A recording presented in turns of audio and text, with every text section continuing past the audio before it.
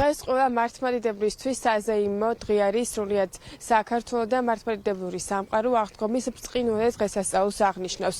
გამთენიამდე გაგრძელდა ტრადიციული ღვთისმსახურება ტაძრებში, მიუხედავად ამისა, დღეს ძირითადად უკვე ხალხი მიემართება ტაძრებისკენ. ჩვენ ამ წუთებში ვიმყოფებით თბილისის საკათედრო ტაძარში, სადაც საიდანაც მრევლი სრულიად საქართველოს ულოცავს აღდგომის დღესასწაულს მათთვის წმინდა ცეცხლის გარდამოსვლა დასტური არის კიდევ ერთხელ იმისა, რომ სიკეთე არის ბოროტებაზე ძლიერი გუშინ მთელი ღამის განმავლობაში მორწმუნეები დაესწრნენ ტრადიციულ ღვთისმსახურებას, მოისმინეს პატრიარქის მილოცვაც, დასრულებული არის მძიმე მარხვაც. საქართველოს ყველა მართლმადიდებელ ქრისტიანს ულოცავ აღდგომის ბრწყინვალე დღესასწაულს, ეს არის დღესასწაულთა დღესასწაული, სიკვდილზე სიცოცხლის გამარჯვების დღე. ამ დღეს უფალმა შესაძლებლობა მისცა ადამიანს, თუ კი მანამდე ადამიანები სამოთხეში ვერკვდებოდნენ, შესაძლებლობა მოგვეცა თითოეულ ადამიანს ჩვენი ღვაწლით, უფლის წყალობით, სათა სასუქებლის მკვიდრი გავხდეთ, ის რაც დაკარგა ადამიანმა და ევადა და ამით ჩვენც დავკარგეთ, იმის დაბრუნების შესაძლებლობა მოგვეცა.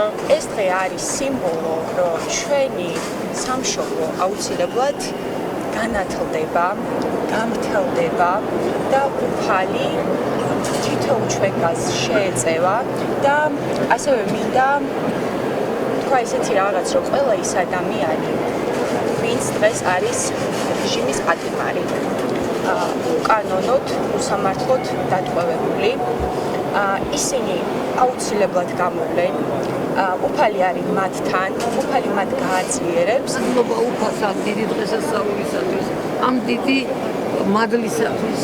მე ჩამოვფრინდი იერუსალიმიდან აღდგომის იქ ვიყავი, აღდგომის დღესასწაულს ცეცხლის გადმოსვლას ვესწრებოდი. ეს არის უდიდესი, ყველა მართლმადიდებელი ქრისტიანი უნდა მივიდეს და დაესწროს ამ უდიდეს დღესასწაულს. მერქვა დაგულოს ჩვენი ქვეყანა, ჩვენი სამშობლო, ჩვენი საქართველო, ჩვენი პატრიარქი რომის გარეშეც ჩვენ არ ვართ. გუშინ მსახურებაზე ეკლესიებში და პირველ რიგში სამების საკათედრო ტაძარში განაწილდა იერუსალიმიდან ჩამობრძანებული წმინდა ცეცხლი. მადლობა გვანცა, ეს გვანცა ჩხიკვაძე იყო.